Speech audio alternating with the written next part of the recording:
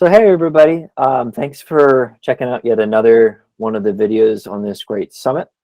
I'm Bill Marshall, a business coach, and again today we're talking with Greg from Franchise Maven. Now, he's the guy you talk to or go to if you're thinking of starting a franchise out of your company, or thinking of buying a franchise, or have any questions about franchising.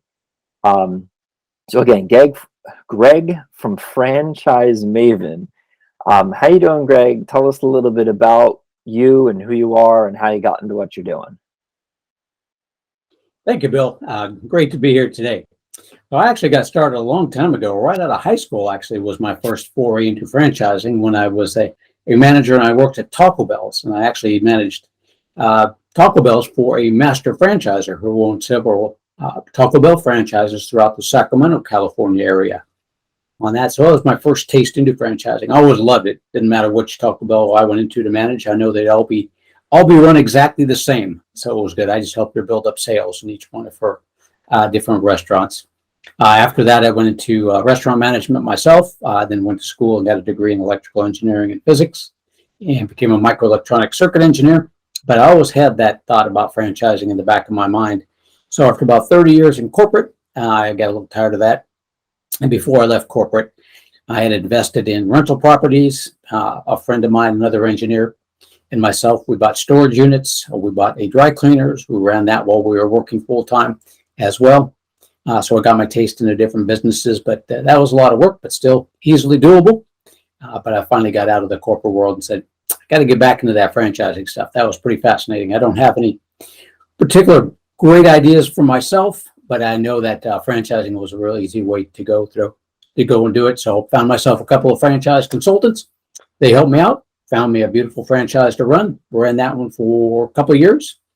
But as I was working with those franchise consultants, I got to thinking I really liked what they did. They had a lot of fun, helping out people all over the United States and all over the world. So I went back to them one day and said, or one of them said, "What do you do? I want to know all about what you do." So he explained to me what he did.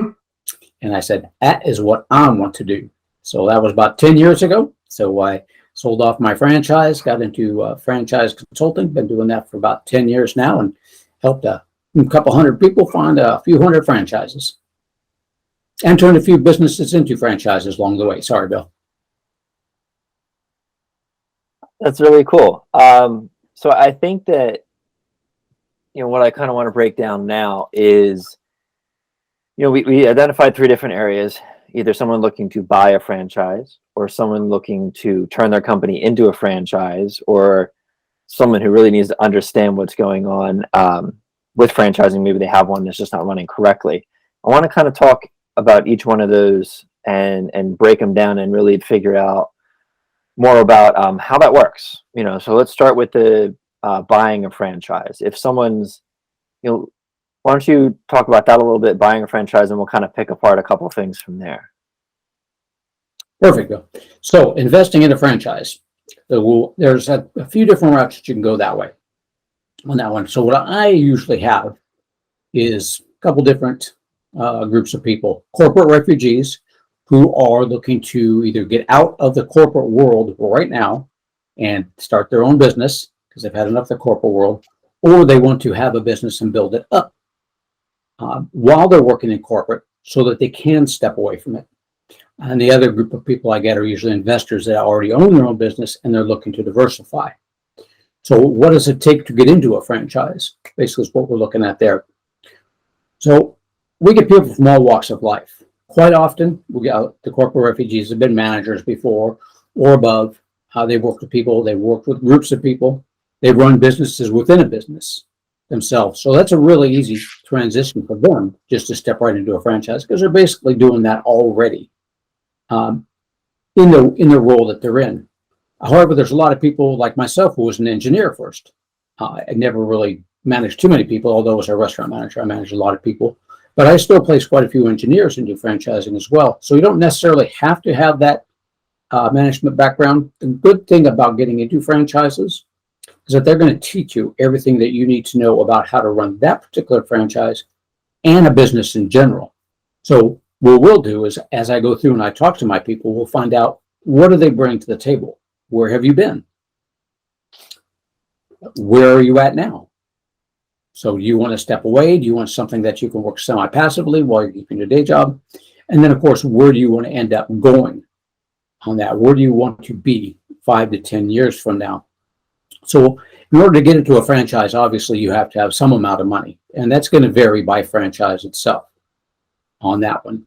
So basically, there's two different types of businesses actually throughout the U.S. that you can think of. The ones with the brick and mortars, where you build it, and they will come. The general theme on that one. And those are the ones that people see quite often. Those are the ones that people think about. Restaurants in particular is always a big one. You know, the Taco Bells, the Burger Kings, McDonald's, Supercuts, Great Clips. People see those all the time. And money-wise, generally speaking, for those, you're probably looking at around $250,000 to $300,000 investment on up. Then we have the service industry. Service industry is where people don't necessarily know you exist until they need you. So think of things like restoration services, tutoring services, senior care, home improvement. Those are the investment for those is going to be a lot less. So you're looking at around $150,000, give or take, with a small office. And there's some that you can work from home where you go out and see your clients rather than your clients coming to see you. And those you're probably looking at around $100,000 or so, that sort of investment. In any of those, we can do funding for. There's many different funding partners that we work with along the way on there. And again, the franchise is going to teach you how to do everything. And as I find out your background and what you're looking to do, then I'll know which franchises to pick out for you. So if it requires a huge amount of selling, where you have to go door to door talking to business owners, and you're not a salesperson, more than likely, I'm not going to bring a franchise like that back to you, because that's not your background or experience, and maybe you don't even enjoy that sort of thing. So that's what we find out along the way, is what you enjoy, what you want to do. Do you want to go out and talk to people? Do you want people to come to you? What kind of background experience you have? Now, just because you don't have that sales experience doesn't mean you can't get into a sales franchise. So the way around that is you're going to need to know that you don't have that experience, so you're going to need to hire somebody that does and have them do it for you. So we'll look at franchises that will utilize your background, your experience, and most importantly, what you feel comfortable doing, what you enjoy doing. So getting into a franchise, background's not too terribly important on that one. We can find a franchise for you. And I work with about 300 different ones in many different industries. We can find that for you. We'll take a look at how much you want to invest in that business. What are you comfortable investing? There would be qualifications for each franchise. So each one's going to have a certain amount of net worth they want you to have, because they don't want you to run out of money, because that does not look good on that one. So we'll look at that. And most importantly, what are you really comfortable investing in a franchise? And then again, what do you want to do? You want people to come to you? You want to go to them? How do you want to run it? So as far as getting into a franchise, that's what we start with. That's where we go. And then I come back to you with 5 or 10 different opportunities that are a good match for what you tell me you're looking to accomplish, and it's a good fit for your background. And those franchisors are looking for people just like you. Awesome. Yeah, I definitely think we unpacked a lot of those requirements. So just to repeat them back so we can kind of consolidate them. So there's brick and mortar and service industries are the two that most people will go after. Service is obviously a lot less to get into. Brick and mortar is a little more of an investment to get into. Understanding yourself as a potential business owner and what you're financially capable of is a huge part to remember. And then also, knowing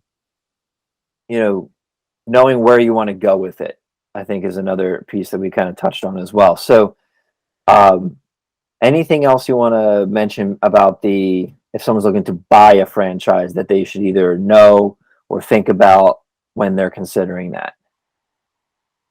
I always go over, think about your exit strategy. Where, when I say where do you want to be in 5 to 10 years, what is your basic exit strategy? And we want to get something where you build towards that exit strategy itself. So do you want to never exit? Do you want to be able to turn it over to your kids? Or do you want to build it up and sell it? So we'll go over that as well. Definitely. That's a really good point to remember, especially when it comes to businesses that you're coming into that are already operational.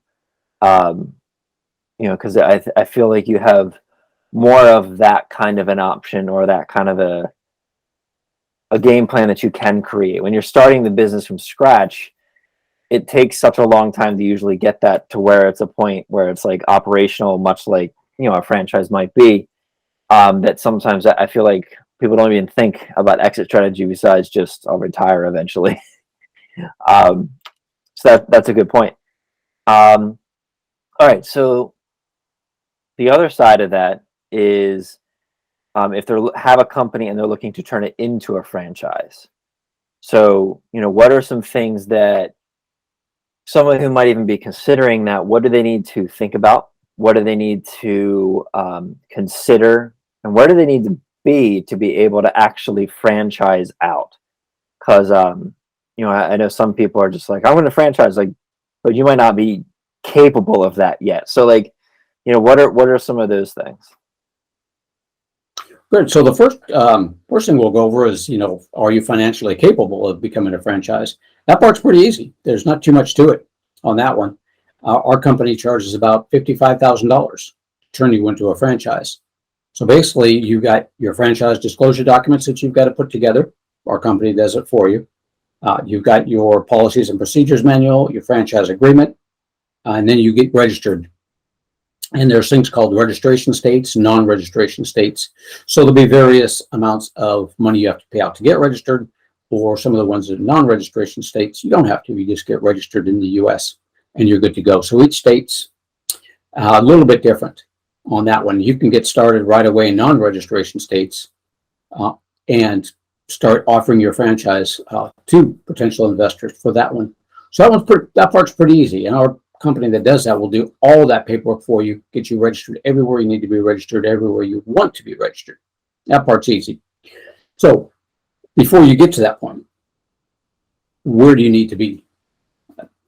When we're looking at a franchise or a business that wants to become a franchise, a good rule of thumb would be is if you're making net around $100,000 or so a year, that's a good starting point for that, because that's going to bring in more potential investors that are looking at that business on that. Now, not all of our franchises that we offer today as investments, even some of the ones that are more popular and sort of bigger, not all of them will make you $100,000 a year on that.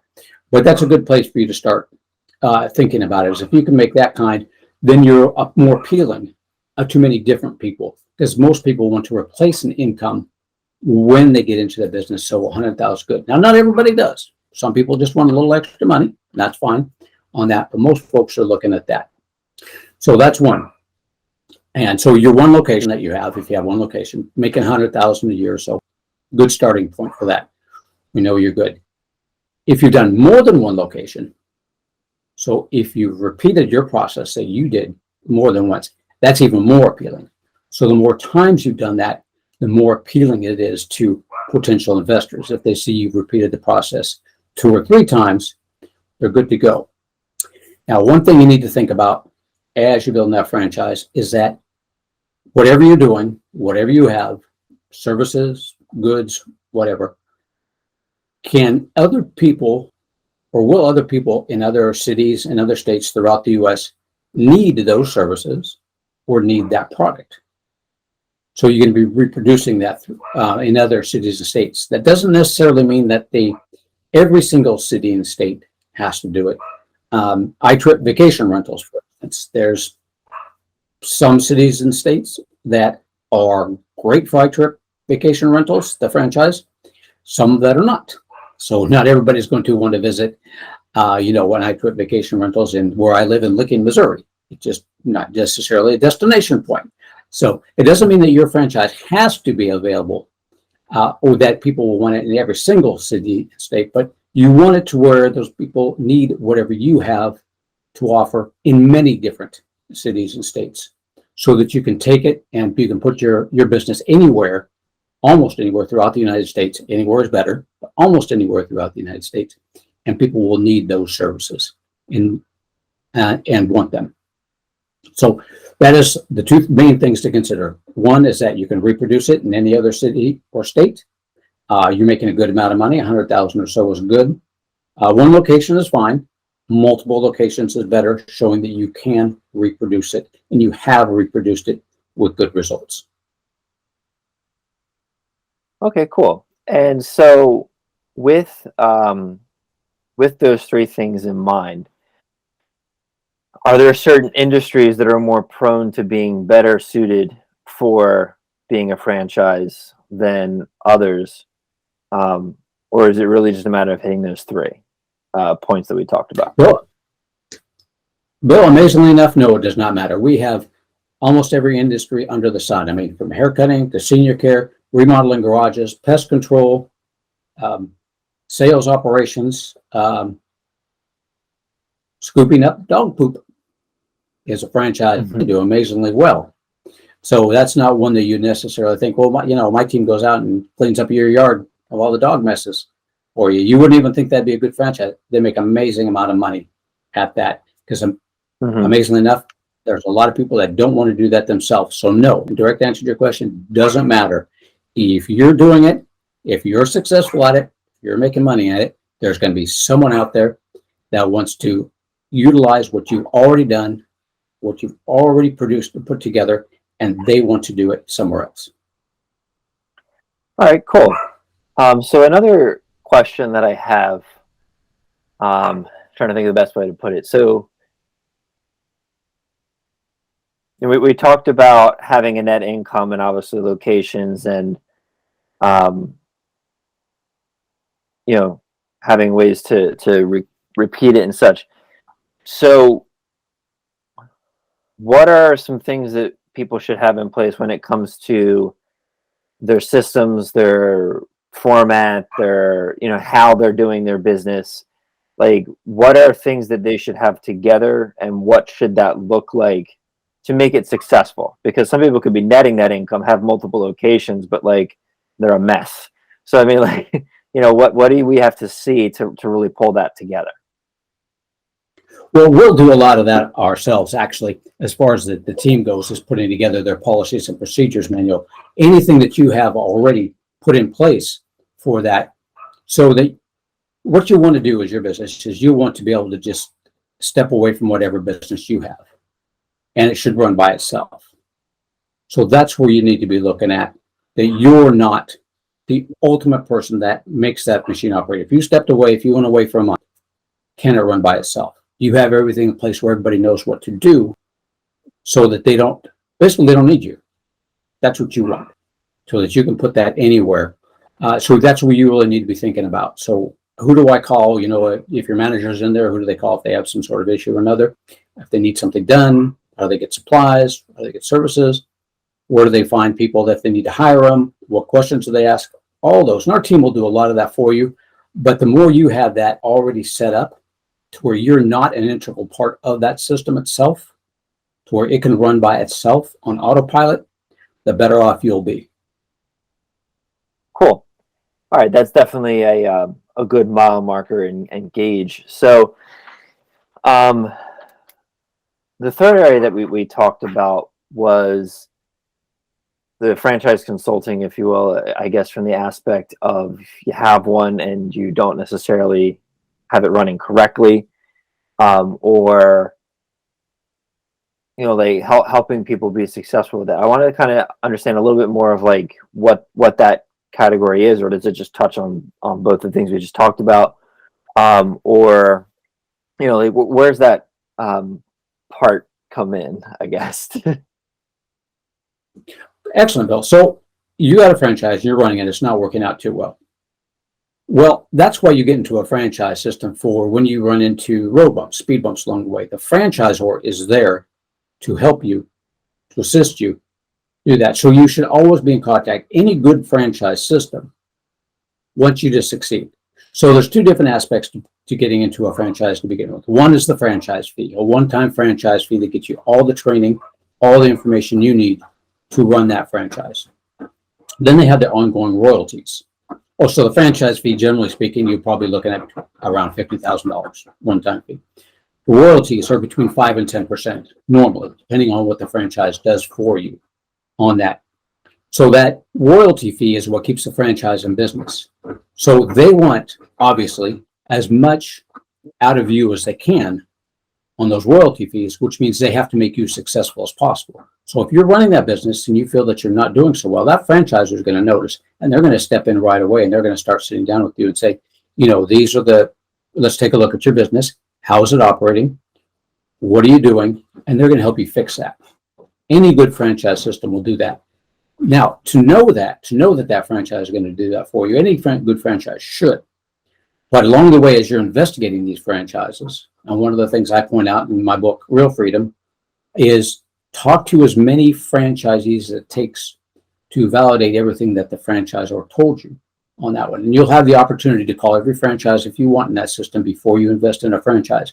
But you got to find out from those franchisees, how well is that franchisor supporting you?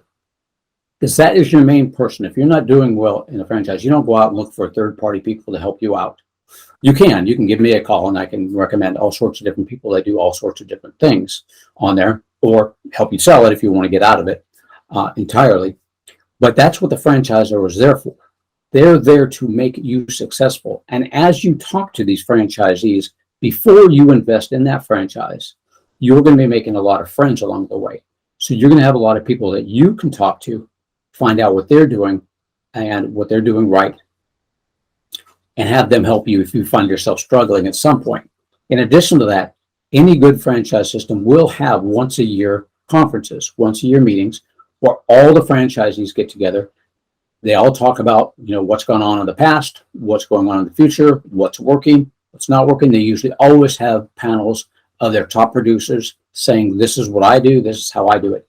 Nobody in that room is competing with anybody else, for the most part, on building business. They're all working together to build that name and to build that name in their area.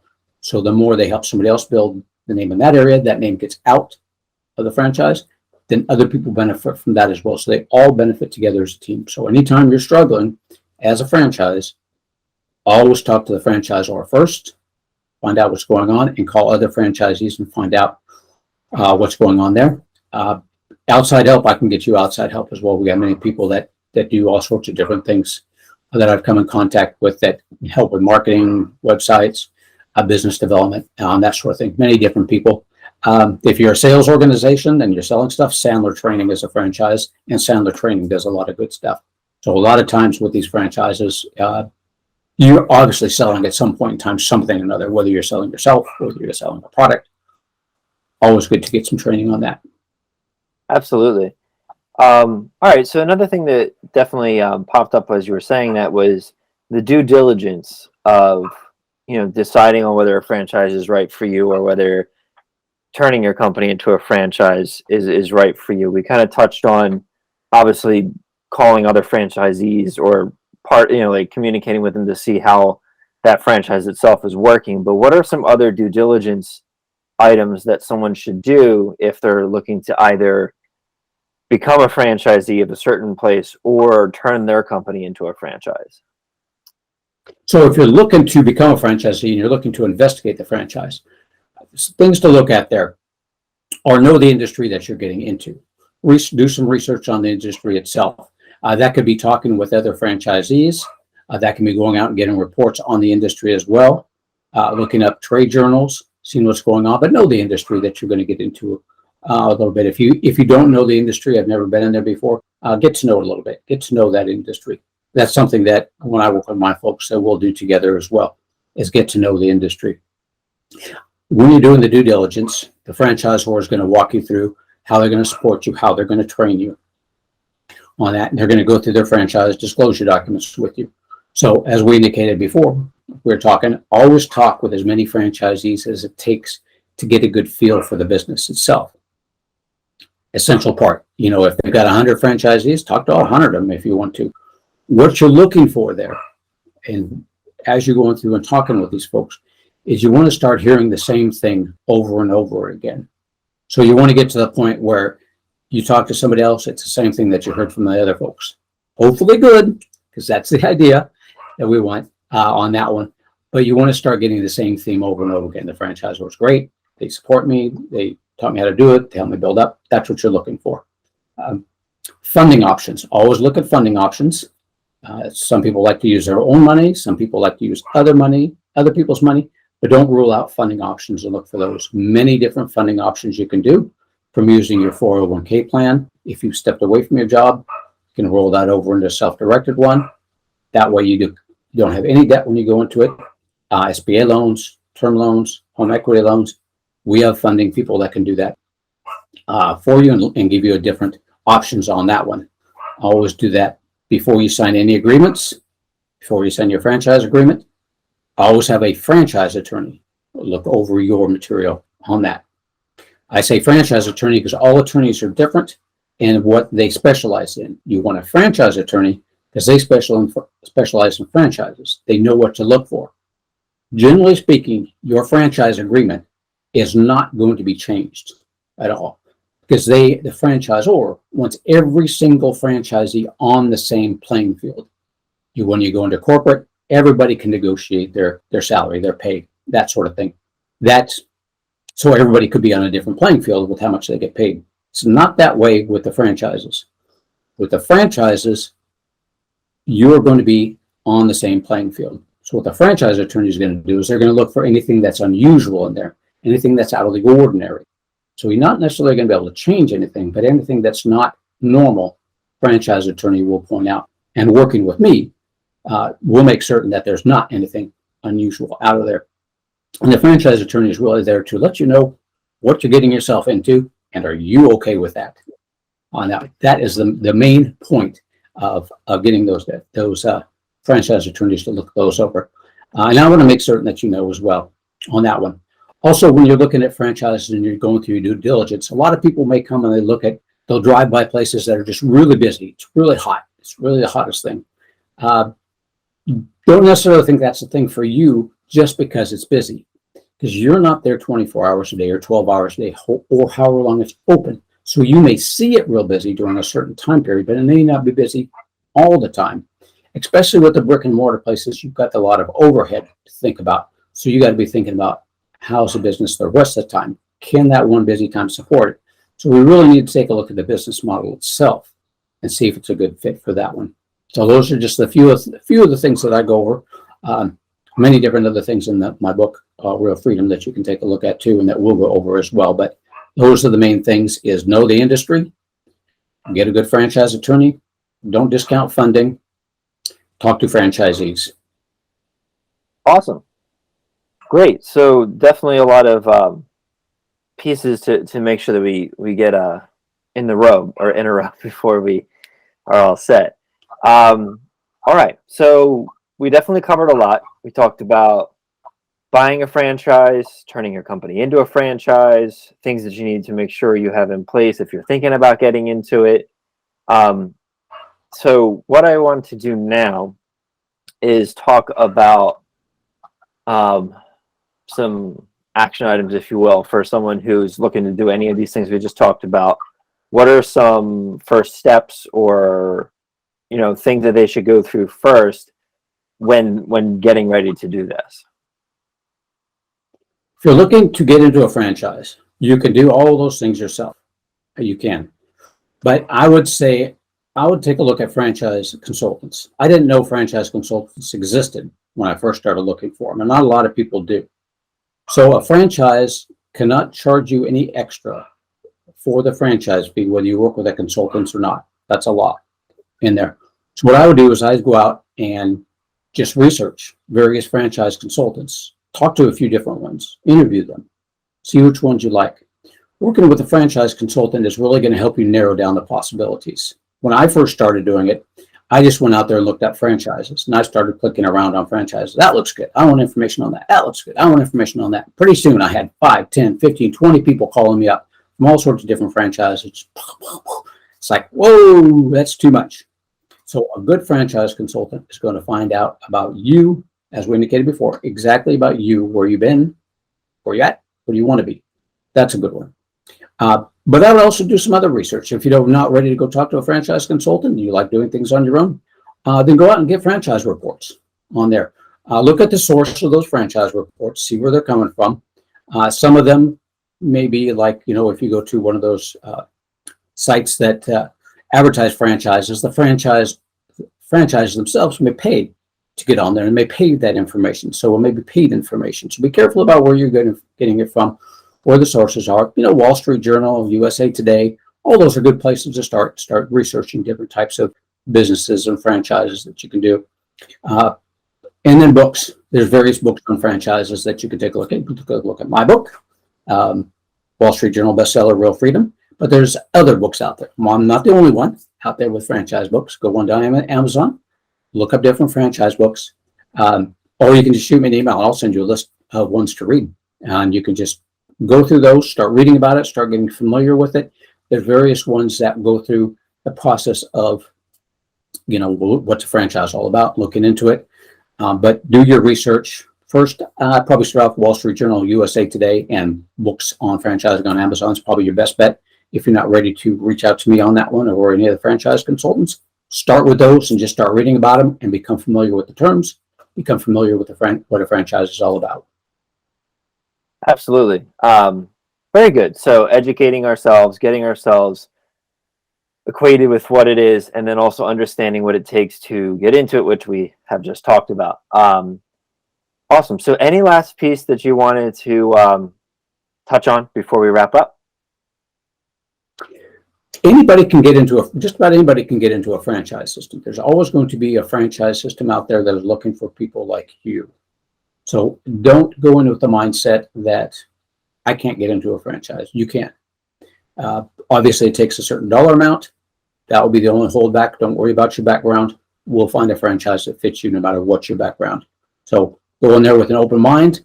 Don't be set on any one certain thing. Think about what there is out there. And there's many different franchises, many different industries. There is one for you out there. Awesome.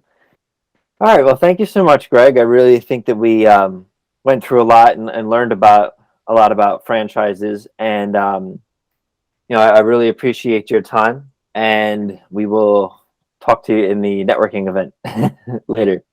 Looking forward to the networking event, Bill. That sounds fascinating. I can't wait to be there and talk to all sorts of different wonderful people, which is what I do all day. Awesome, man. Thank you so much.